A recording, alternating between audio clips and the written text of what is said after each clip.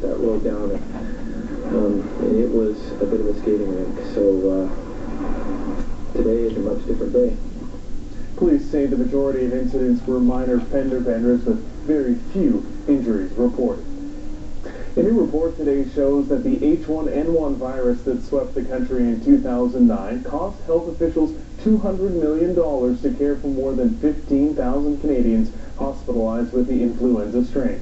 2/3 of all H1N1 hospital cases occurred in just 5 weeks when the epidemic peaked in late October 2009 until the end of November. According to the Canadian Institute for Health Information report released today, each H1N1 related hospital visit came with a $9,600 price tag on average for treatment, overnight stays, and nursing care. Last month, the Canadian Medical Association said the nation's healthcare system would have been brought to its knees if the H1N1 pandemic turned out to be more severe. That's because the association was marred with communication problems and a lack of ability to manage public health emergencies on a large scale. The provincial government announced today that it will provide up to $1.5 million in new funding so that 4 new temporary emergency shelters can be established in the city of Vancouver during the winter months.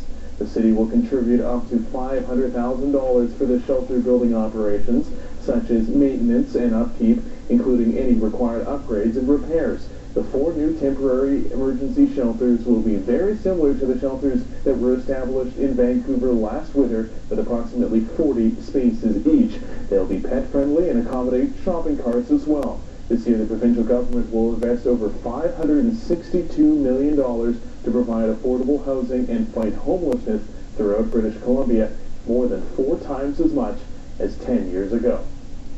With the BC cold snap set to last until at least Thursday, it's time to bundle up. This winter weather is hard enough for us to deal with, but it can be even harder for our pets. The CBC's Tim Weeks has that story. Even with a fur coat, you have to be careful with the temperature falling like it is. Walks may be necessary for dogs, but the SPCA says in this weather, if pets are going to spend time in a yard, they need their own shelter. The doghouse should have straw bedding. That really helps, and it should be raised off the ground, and preferably it would have a flap on the door. She says avoid steel food and water dishes because a pet's tongue could stick to the metal. And if you're a driver, there's a short checklist to follow as well. Bang the hood of your car at this time of the year, because some cats may crawl under the hood just to try and keep warm. And antifreeze products make sure that they're pet-friendly. One of the other concerns at this temperature is the rock salt and other chemicals put on roadways to keep them clear. It makes it safer for driving, but the chemicals can also work their way to the dog's paws and irritate the paws and be ingested when the dog tries to lick it off. Short-haired dogs may need extra clothing to help keep them warm, and there's no shortage of options. There's hoodies, there's fleece jackets, there's even the option of walking the catwalk with ivory and rose chiffon. In Vancouver, today the focus was more on warmth. Well, I've just got her a new sweater, so that usually works, but she runs around quite a lot, so she doesn't really get too cold. Actually, I'm very lucky. With a pug, she's got a double coat, so she's usually pretty warm with her underlay. Well, he's wearing a sweater right now, one that my mom made. If she sees it on TV, she'll be so happy. Perhaps as happy as he is to be wearing it, with the temperature getting steadily colder. Former Lieutenant Governor David Lamb died yesterday. Now the CBC's Deborah Goebel looks back on the life of once this province's most remarkable citizens. To me, life is so precious, one has to live it fully. David Lamb already knew he had prostate cancer when he spoke those words, but it was not a philosophy that came from a fear of death. It was instead a philosophy that came from a love of life. With an economics degree from China and very little money, he immigrated to Canada with his young family back in 1967. Over the years, he made a fortune in real estate and gave much of it away, with his late wife Dorothy always at his side. But it was as British Columbia's 25th Lieutenant Governor and the first of Chinese heritage that Lamb really came to the public's notice. When I took the job, I absolutely haven't got a clue what's expected of me. He learned quickly refusing to take a salary for much of his tenure, instead using the money to build a Victorian garden for future generations. The pleasure and the satisfaction of giving during one's lifetime and seeing how it is being carried forward and blossomed into great things are just so satisfying. When asked about his success, he was always very clear about how he saw his role as a first-generation immigrant. Learn the customs, learn the language, and integrate and make friends.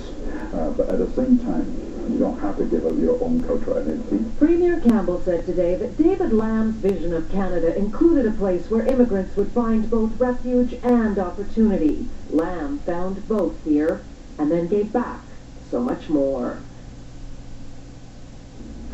V. Cooper is here for our first look at weather, and V, sunny today. Is that any hope for the coming days? Isn't it? It is beautiful, but no, sorry Mike, no hope at all. Yeah, it's beautiful today, but we are still under this Arctic air. In fact, Port Alberni, their high today is forecast to be -6, so still really chilly out there. And then the other thing that's happening is we have yet another system sliding down from the north, and that is going to bring the chance of flurries starting later tomorrow. I'm going to have all the details coming up a little later. Stay with us.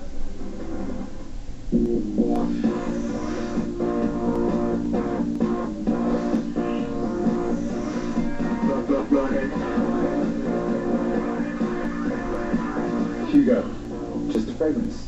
The rest is up to you.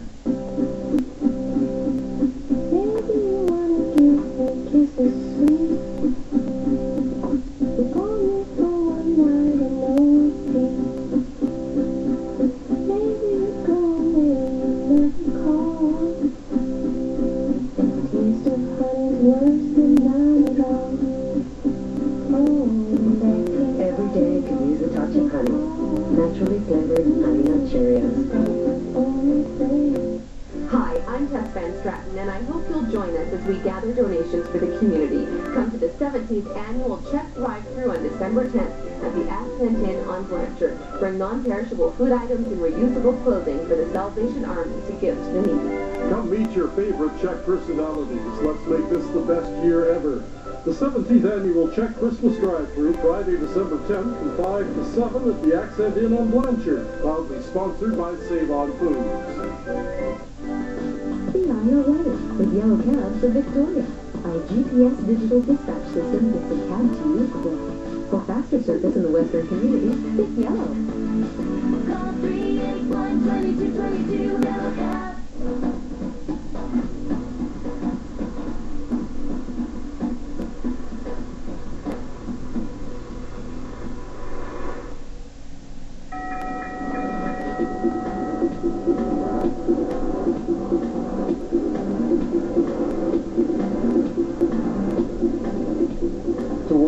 Now, and the tension between North and South Korea is the highest in decades after the two exchanged artillery fire this morning in a border dispute. It was a deadly exchange, too, with the South suffering casualties that include 2 dead Marines and 20 others injured. For the latest on the story, we go to NBC's Chris Clackham. Security cameras on the South Korean island of Yongpyong captured the dramatic video of artillery from North Korea hitting residential and business areas on the island, plus residents running for cover, as well as the firestorm that followed. It's the most dramatic confrontation between North and South Korea since their war ended in 1953, and has forced the evacuation of most civilians from the island, with evacuees telling tales of pure horror. This woman said it was like war, and that her house is burned down. The skirmish began when North Korea warned the South to halt military drills in the area. When the South refused and began firing artillery into disputed waters, the North retaliated by bombarding the small island, which houses South Korean military installations and a small civilian population. North Korean TV says the South started it, but Stephen Bosworth, the U.S. Special Representative to North Korea, was explicit in refuting that. The U.S. Strongly condemns this aggression on the part of North Korea, and we stand firmly with our allies. China agrees with the U.S. and has called for restraint by all parties. But tensions remain high, and the militaries in both Koreas are on high alert. The Prime Minister's office issued a statement today condemning the attack by North Korea. Canada's Minister of Foreign Affairs says the United Nations should take action. It would be appropriate the United Nations Security Council indeed get active on this file, and that there is a call not only to condone and condemn, I should say, North Korea for these actions, but at the same time remind everybody of the armistice agreement. And how much of a problem is it that Canada's not on the Security Council? It's not a problem at all. You see, I'm here telling you what I think we should be doing. Thank you. Pope Benedict's comments about using a condom because it's a lesser evil than spreading HIV/AIDS to a sexual partner is drawing reaction from around the world today.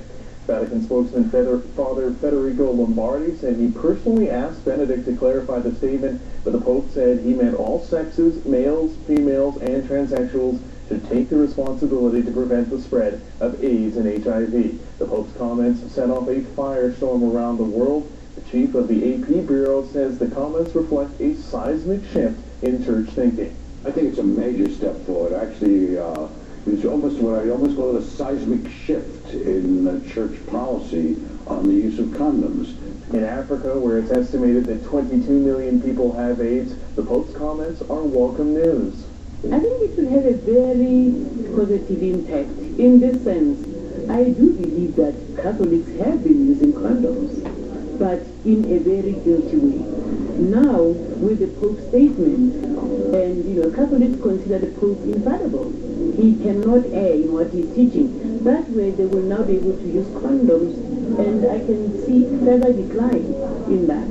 At one cathedral, one priest agreed with the Pope but said the Pope should have made his comments earlier. I would certainly welcome a statement like this earlier, personally, and I think many of my colleagues and many priests, and perhaps even some bishops would have also done. Yes, there's a sense in which this pandemic has really overwhelmed us, and it would have been wonderful if we had done all sorts of things back then, which we weren't able to do. One of the two men who survived a mine accident in New Zealand said today that his fellow miners were tough guys and that he had no doubt they would come out alive. Daniel Rockhouse managed to walk out from Pike River coal mine on Friday after an explosion trapped 29 of his colleagues. Authorities still could not establish any contact with the miners, and hopes of finding them are fading. Lee Cooper has returned to give us the full rundown of the week in weather. V, I think I need my mittens today. Oh, you absolutely do. Mittens, too. Scarf. Although I was dressed like a Michelin man to come in this morning. I actually had to peel off some layers. It was not as cold as yesterday, because, of course, we don't have that wind to contend with, but we are still contending with the Arctic air. And then the next thing that's happening is yet another system sliding down the island. So as we have a look at what's going on tomorrow, these are the highs. It's still going to be cold, although a little warmer than it is today. I mentioned Port Alberni, their high today, -6. A little warmer tomorrow at -4. But again, what's going to happen is we're going to see increasing cloud, and then the snow could begin to sweep across the island. Now, Port Hardy, you're going to be seeing flurries tomorrow with a high of 0.